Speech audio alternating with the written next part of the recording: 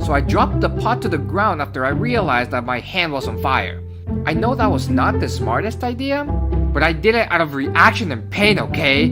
Gosh, I'm only human. But when the pot hit the ground, I realized that what was inside the pot was oil. Stephanie over here had put oil to boil so she could fry the chimichangas, but had the stove on high and had so much oil inside this pot, the oil goes flying everywhere once the pot hits the ground, and before you know it, the floor of my kitchen is on fire. While this is happening, Stephanie is still over here looking like... I froze for a split second, and then figured it would be a good idea to tell Edgar that we might die tonight. So I ran to his room, kicked the door down just to find him playing video games, and I yelled, "Fire!" and then ran away. As we were all standing outside the kitchen, literally watching the flames grow, I remember that we had a fire extinguisher, which was underneath the sink on the other side of the kitchen.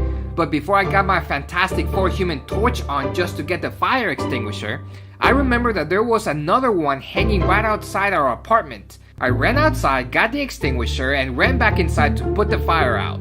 After the fire was out, now we had to deal with the unbreathable air thanks to the smoke. The entire apartment was covered in smoke and we couldn't stop coughing. We tried to air out the apartment, but a minute into it, Edgar just decided that this just wasn't happening. He just went back into his room and kept playing video games. And for those of you who are wondering, well, why did the fire alarm not go off? Well, I had just taken the batteries out and was supposed to replace them that same day, but I kind of forgot to buy them that day.